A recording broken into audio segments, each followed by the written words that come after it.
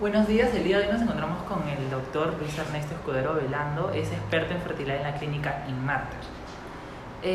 Doctor, la primera pregunta es ¿cuán importante es informarse y ser consciente de la edad al planear embarazarse y cuál es la edad adecuada para quedar embarazada? A ver, la edad adecuada en teoría es a partir supuestamente de los 15 años, cosa que socialmente no es lo normal. Entonces digamos que una edad promedio es entre 15 y 35. Entonces si lo ponemos en la sociedad actual, digamos que a partir de los 25 a los 35 es el periodo más fértil de una persona. A partir de los 35 empieza a caer la fertilidad hasta los 38. A partir de los 38 la caída es más pronunciada hasta los 40. Y a partir de los 40 ya es casi un precipicio, es muchísimo más difícil. Entonces si hay que poner una edad de inicio, digamos que es a partir de los 20 años. Y de término, en teoría, sería los 38. Correcto, esa es más o menos la etapa reproductiva. Hoy en día muchas mujeres postergan su maternidad. ¿Por qué cree que toman esa decisión? Normalmente es una decisión netamente social y laboral. Muchas mujeres hoy en día estudian una carrera, terminan la carrera, quieren hacer una maestría o complementar. Muchas quieren empezar a trabajar. Y entonces, si tu etapa más productiva es saliendo de la facultad, 25 años, hasta los 35, las empresas no quieren que las mujeres en ese lapso queden embarazadas porque obviamente van a perder horas de trabajo. Entonces, las mujeres tampoco quieren embarazarse porque quieren desarrollar su carrera. Y entonces postergan la maternidad para después de los 35 años. Que no es tan difícil, sobre todo si conversamos que a los 38 todavía puedes. El problema es el segundo o el tercer hijo. O sea, si tú tienes tu primer hijo a los 35, 36, el segundo ya lo tienes a los 38, 39. Y ese es el problema. Es más riesgoso. Claro, entonces, cuando una persona quiere tener más de un hijo, tiene que evaluar, iniciar su maternidad más tempranamente. Las empresas grandes, Google, Microsoft, estas empresas te pagan los tratamientos a las mujeres para que guarden sus óvulos, con tal de que no te embaraces en ese lapso. Entonces muchas mujeres hacen tratamientos para guardar sus óvulos para el futuro y así pueden continuar trabajando el tiempo hasta que decidan ya embarcarse en un proyecto de maternidad. Después de esa postergación, ¿te das cuenta de que no puedes quedar embarazada? ¿Cuál es la dificultad que presenta la mujer para no quedar embarazada? El problema es que con la edad de la mujer, los óvulos van perdiendo calidad. Es decir, una mujer nace y tiene en su cuerpo todos los óvulos que va a usar en su vida. ¿Correcto? No es como el hombre que produce esperma cada 3 meses. La mujer ya tiene todos los que va a usar. Nunca en su vida va a producir un óvulo nuevo. Va a empezar a gastar los que tiene. Y como todo en la vida, tú empiezas gastando lo mejor que tienes. Y vas dejando hacia el último aquello que no sirve tanto. Entonces, cuando llegan hacia el final de su etapa reproductiva, que es los 38, 40 años, le quedan pocos óvulos y esos óvulos tienen peor calidad, pero además tienen más alteraciones genéticas. Y el óvulo le aporta al embrión, o sea, al bebé, la mitad del material genético de este bebé, la otra mitad se la aporta el papá. Entonces, si la mitad que le aporta a la mamá está dañada genéticamente, ese bebé, ese embrión, va a ser genéticamente anormal y por lo tanto el útero lo va a reconocer así y no lo va a dejar implantar. Entonces esa mujer va a concebir en la trompa, que es donde se concibe, y cuando el embrión llegue, el útero no lo recibe, lo deja pasar de largo. Y por eso se hace más difícil que se embarace, porque tiene que embarazarte de un embrión genéticamente normal, el cual va a nacer. Y eso se hace más difícil a partir de los 38 años. La edad es importante y usted al principio nos comentó que a partir de los 40 ya es un poco más riesgoso quedar embarazada. ¿Qué opciones tiene una mujer arriba de los 40 años para poder quedar embarazada? Lo que sucede es lo siguiente: las mujeres por encima de los 40 años pueden quedar embarazadas, como les digo, es difícil, sobre todo, digamos, tú lo que una persona quiere no es quedar embarazada, sino lo que quiere es tener un bebé, ¿correcto? Entonces tú dices, de cada mujeres por encima de 40 años, de cada 10 mujeres que se embarazan, 7 lo van a perder. Solamente 3 van a tener un bebé, ¿correcto? Y de las que tienen un bebé, una de cada 50, el bebé va a tener una alteración, por ejemplo, como el síndrome de Down. Entonces el problema es genético. Entonces una buena alternativa para estas mujeres es hacerse un tratamiento de reproducción asistida en el cual tú eres capaz de diagnosticar al embrión antes de que la señora se lo coloque. Entonces tú tienes 5 embriones y de los 5, uno es genéticamente sano, y tú sabes que los otros 4 no lo son y por lo tanto no la van a embarazar o no van a nacer, tú le pones el que es sano. Y esa mujer se va a embarazar y ahora sí va a tener un bebé que no tenga ninguna alteración. Entonces, el in vitro por encima de 40 años sirve a las mujeres para embarazarse de un bebé sano, pero para que les sirva tienen que tener todavía una buena cantidad de óvulos. ¿Es bueno o responsable embarazarse a la edad de los 40? El problema es que depende de los riesgos que uno esté dispuesto a asumir, ¿correcto? Si uno dice, mira, yo me voy a embarazar y si el bebito tiene un problema, digamos, lo voy a tener y no tengo problemas, ok. Personalmente pienso que es un error, porque el problema no es embarazarse de un bebito que pueda tener, por ejemplo, síndrome de Down, que es la enfermedad más conocida, porque uno cree que el síndrome de Down solamente implica cierto grado de retardo mental y no es así. La mayoría, el 90% de los niños que tienen síndrome de Down van a fallecer en los primeros años porque tienen un montón de alteraciones cardíacas, de órganos del cuerpo que no le funcionan bien. Entonces no es simplemente que tú digas, yo no voy a embarazarme porque pueden nacer con retardo, sino yo no voy a embarazarme porque la posibilidad de que este bebé nazca y tenga un problema y sufra durante muchos años no es justa para el bebé. Entonces, si tú lo ves de esa manera, uno tiene que valorar qué es lo que considera más o menos responsable. Para un padre no hay mayor tristeza que ver un niñito que está mal. Pero no que está mal porque tiene retardo mental, sino que está mal porque está enfermo, porque hay que operarlo, porque su corazón no funciona. Ese tipo de cosas a uno lo destruyen. Entonces, no se trata simplemente de decir, sí, yo soy muy valiente y si mi bebito tiene Down yo lo voy a querer. El tema es, ese bebito que tiene Down, en verdad, va a sobrevivir toda esta primera parte que es tan difícil, ¿no? ¿Y qué métodos hay para quienes no logran un embarazo natural? Dentro del tratamiento de reproducción asistida hay diferentes esquemas.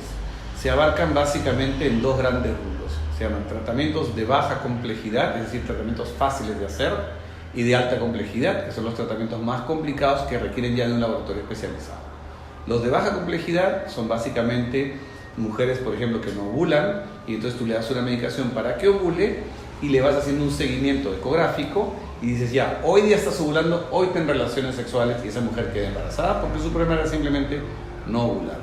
Otros que tienen el esposo una calidad de semen que no es muy buena y mediante una inseminación, que es un proceso para capacitar ese semen, tú lo puedes mejorar y al colocarlo dentro del útero le ahorras al semen todo un trabajo, por lo tanto su tasa de embarazo mejora. Entonces tienes baja complejidad, que son relaciones sexuales dirigidas o inseminación, y si ya el daño es más serio, ya sea en el semen o en las trompas uterinas, es decir, de forma natural esto no va a pasar, pasas a los tratamientos de alta complejidad y ahí involucras un laboratorio de reproducción asistida y por lo tanto son tratamientos más complejos y obviamente mucho más costosos que tratan de unir el óvulo con el esperma en un laboratorio, ¿correcto? En una placa de vidrio, por eso se llama in vitro, versus lo que sucede normalmente en la trompa. Entonces tú trasladas lo que pasa en la trompa uterina a tu laboratorio. Pero la fecundación in vitro no soluciona problemas que no sean más allá de problemas del semen o de las trompas, ¿correcto? Pero si la mujer tiene más de 40 años y no tiene una buena cantidad de óvulos, el in vitro no le va a solucionar nada. El in vitro solamente funciona si tú le das al tratamiento los óvulos que necesita. Y para que tengan una idea, cuando una mujer tiene 20 años, de cada 6 óvulos que produce va a tener un bebé, y cuando tiene 40 necesita 20 óvulos. Entonces, eso es porque los óvulos ya perdieron la calidad genética. Y entonces, mientras mayor es, menos produce y más necesita. Entonces, se hace muy complicado. Y aunque tengas un buen laboratorio, siempre va a ser más difícil. ¿Y qué tecnologías se usan en este caso de tipos de reproducción asistida? Lo básico que debe tener un laboratorio de reproducción asistida es una campana en donde tú vas a trabajar. Las campanas tienen unos flujos de aire que hacen que todo el aire salga hacia afuera. Entonces, de esa manera, cuando yo trabajo en la campana, yo no le voy a pasar ningún tipo de microbios porque la campana constantemente lo está enviando hacia afuera, porque tienes que trabajar en un medio limpio, un aire limpio. Esa campana debe tener un microscopio para que yo pueda buscar en el microscopio los óvulos. Los óvulos no se ven, son microscópicos. El médico aspira el folículo donde debe estar el óvulo y este líquido se lo pasa al biólogo y en esta campana con microscopio separa los óvulos que encuentra. Luego esos óvulos los juntas con el semen y ese embrión que se va a formar tiene que estar en una incubadora, y esta incubadora tiene que tener una presión de oxígeno, de nitrógeno y temperatura adecuada para que el embrión crezca, porque tú lo que vas a hacer es tratar de imitar el cuerpo humano. Y luego de 5 días que el embrión se fue desarrollando, tú vas a coger ese embrión y lo vas a colocar dentro del útero de la señora. Ese es un laboratorio básico de fecundación in vitro. Aquí en Inmarker tenemos muchas más cosas que nos ayudan a mejorar eso. Tenemos incubadores especiales, tenemos una incubadora que se llama el Embryoscope, que no hay ninguna otra en el Perú, que sirve para que tú puedas ver al embrión 24 horas cómo el embrión se divide sin tenerlo que sacar. Entonces te permite aprender mucho de cómo fue llegando a donde llegó y poder elegir dentro de los embriones que tienes cuál es el mejor. Y ese es el que vas a utilizar. ¿Y cuál es el primer paso para realizar la fecundación in vitro?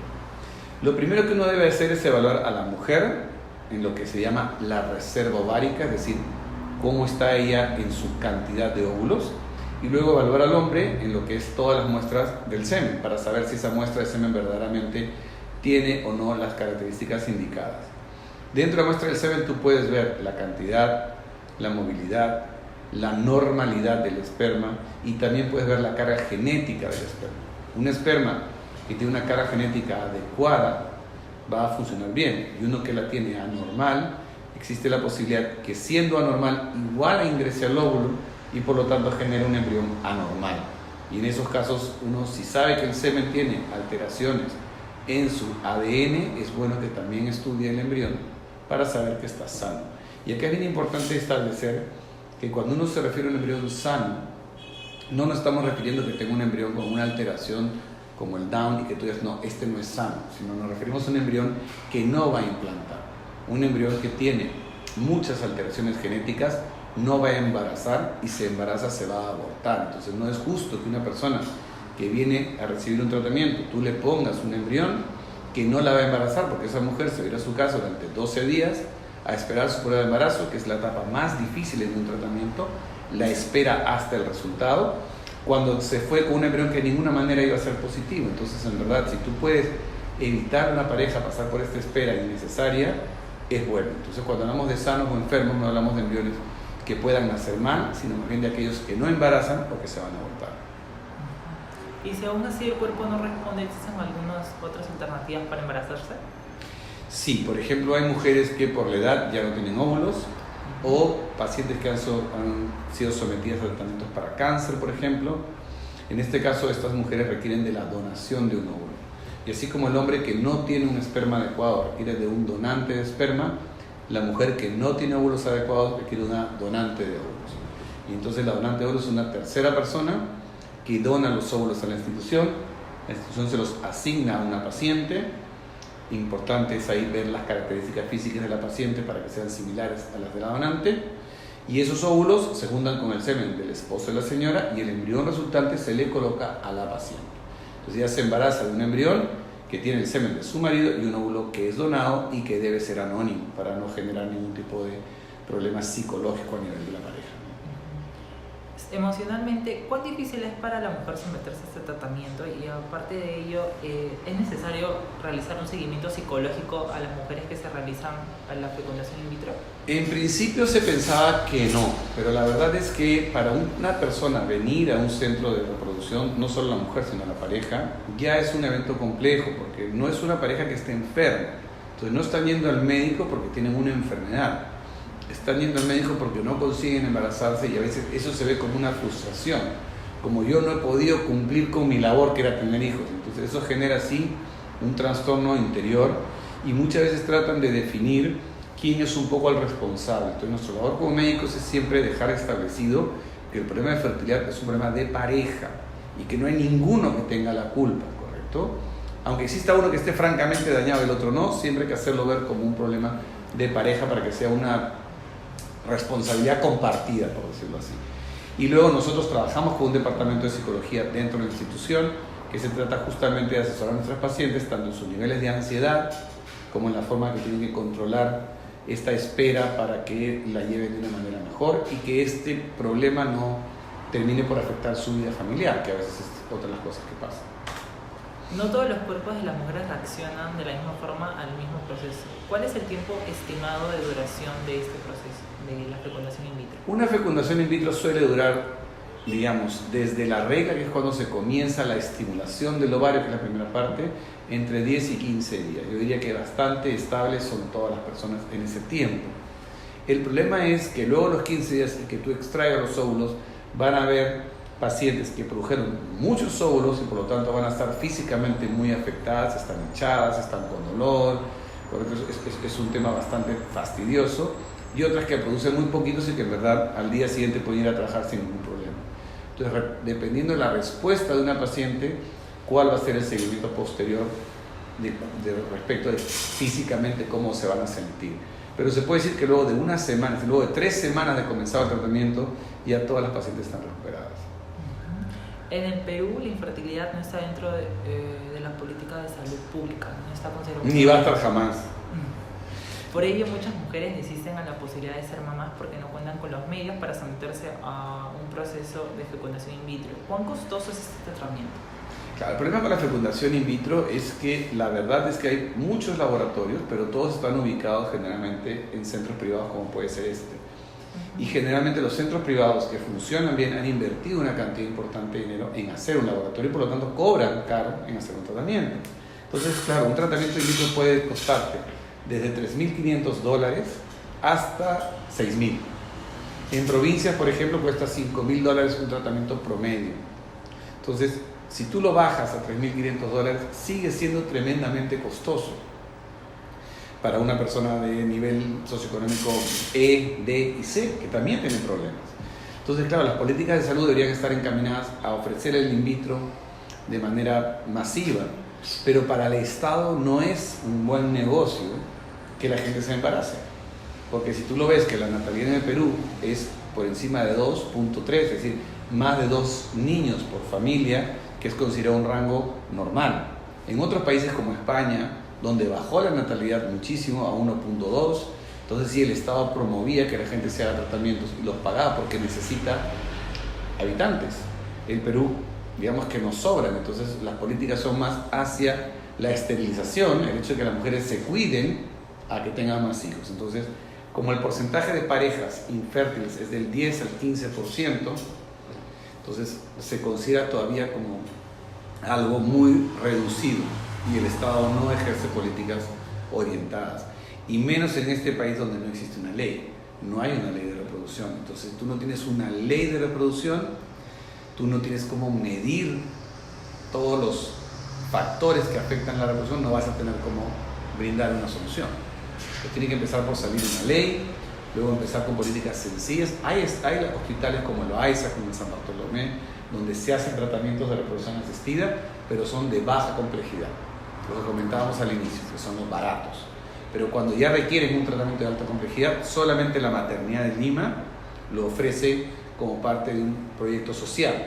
Pero, claro, como todo en el Estado, para que tú puedas tener todo lo que necesitas para que funcione el laboratorio bien, tarda tiempo, y por eso la tasa de embarazo que tienen es baja respecto de otros laboratorios. Entonces todavía estamos en un nivel en el cual hay que apoyar mucho eso, ¿no? Perfecto, muchas gracias. No, de nada, al contrario, encantado. Gracias.